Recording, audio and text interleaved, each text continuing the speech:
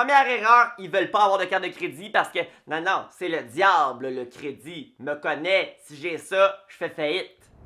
Avoir une bonne cote de crédit, ça peut sembler banal. Mais quand vient le temps de vouloir s'acheter une résidence ou tout simplement faire un emprunt, c'est là qu'on se dit qu'on aurait probablement dû faire un peu plus attention. Selon Equifax Canada, l'un des principaux bureaux de crédit dans notre pays, la cote de crédit moyenne des Canadiens d'il y a 10 ans à aujourd'hui a chuté dans pratiquement toutes les tranches d'âge. On peut probablement ici accuser le coût de la vie qui ne cesse d'augmenter. Mais c'est quoi exactement une cote de crédit? C'est simplement une donnée qui se situe entre 300 et 900 qui représente ta probabilité de rembourser tes dettes à temps. Donc si tu as un bon crédit, ben on va te faire davantage confiance. Exemple 1.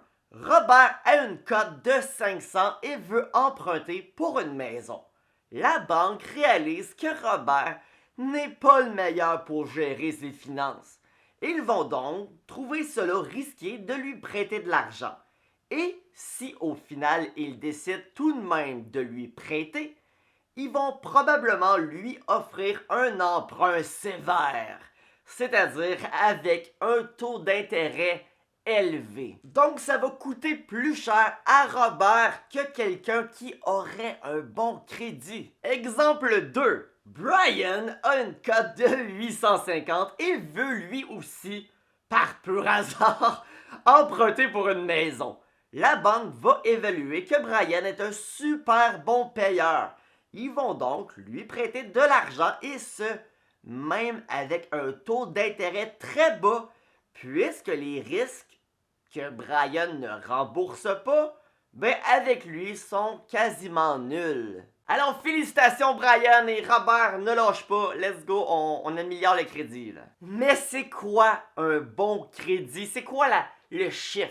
Tout ce qui est en haut de 600 est, disons, potable. Puis personnellement, là, c'est pas difficile à avoir. Pour être honnête avec vous, ça m'arrive de faire certains paiements en retard. Pas que je n'ai pas les fonds, mais j'ai ce qu'on appelle un défaut qui est de procrastiner ce genre de tâches. Mais en écrivant cette vidéo, j'ai tout de même été voir ma cote sur Accéder et je suis tout de même à 781. Alors je ne sais pas comment que certains font pour avoir une cote de 350.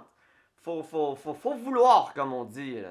Une cote de crédit, c'est comme un gâteau qu'on fait avec 5 ingrédients. Premièrement, le plus gros ingrédient à 35% de ton crédit, c'est ton historique de paiement. Paye tes dettes avant l'échéance, avant qu'il soit trop tard, ton crédit va monter. Soit en retard ou ne paye pas, ton crédit va descendre. Deuxième ingrédient à 30% de ton score, c'est ton ratio d'endettement. Qu'est-ce que ça veut dire? Ça veut dire selon ta capacité d'emprunt. Disons que tu as une carte de crédit de 10 000 ben à quel point tu utilises ce 10 000? On s'entend si tu as une carte de crédit de 10 000, puis à chaque mois, il y a comme le maximum dessus. Tu gères peut-être pas si bien. Comme on dit, tu joues avec le feu, tu es sur la limite. On recommande d'avoir un ratio de 30% ou moins. Troisième ingrédient à 15% de ton score, c'est la durée de l'historique de ton crédit. Donc, en général, plus tu es jeune, moins tu as d'historique. Donc, mis à part commencer le plus tôt possible à utiliser du crédit, tu peux pas faire grand chose de plus. Quatrième ingrédient, encore à 15%, c'est la demande de nouveaux crédits. Qu'est-ce que ça veut dire? Chaque fois qu'une demande sérieuse est faite en lien avec ton crédit, ça baisse ton crédit.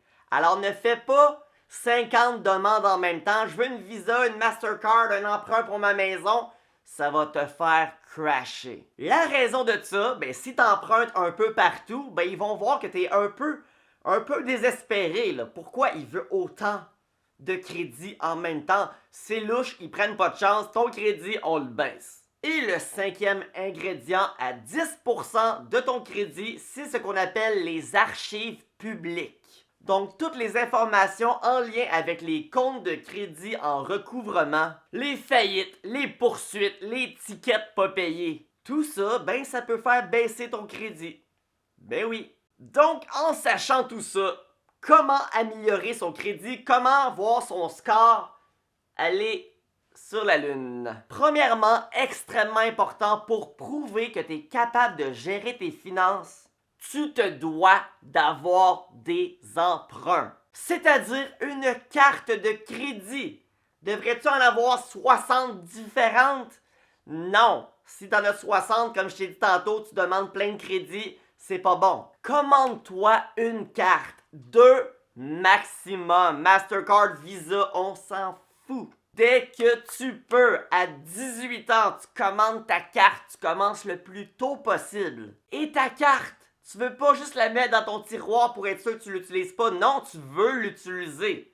Mais l'utiliser intelligemment. Et non seulement tu veux une carte, tu veux prendre la plus grosse limite que tu as le droit de prendre. Et à chaque fois que tu vas pouvoir augmenter cette limite, tu veux l'augmenter. 2 erreurs que les gens font.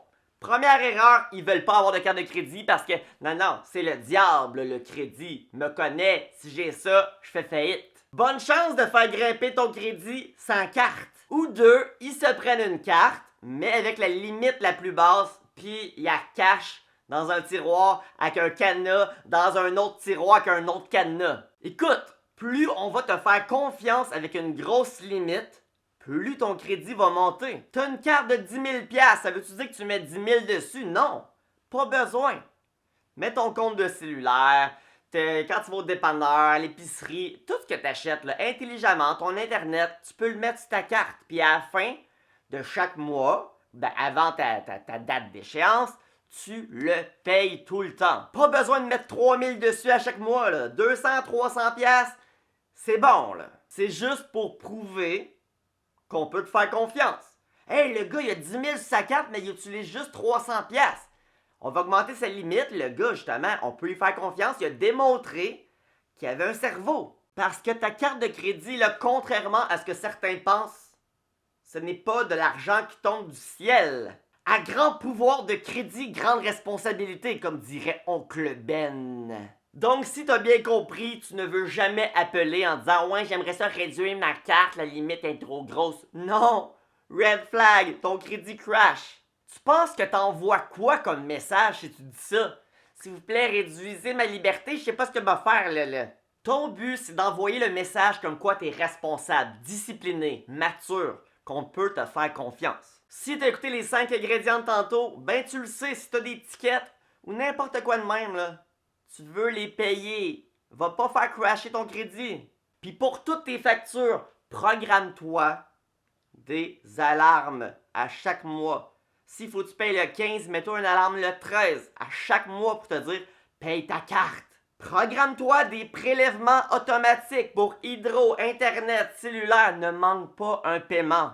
Et la dernière chose que tu peux faire pour vraiment faire grimper ton crédit en flèche, crois-moi pas, mais si tu partages cette vidéo sur tes réseaux sociaux, la légende dit que tu risques même de dépasser le 900. Non mais sérieusement, t'as quoi à perdre? Clin d'œil, go, partage!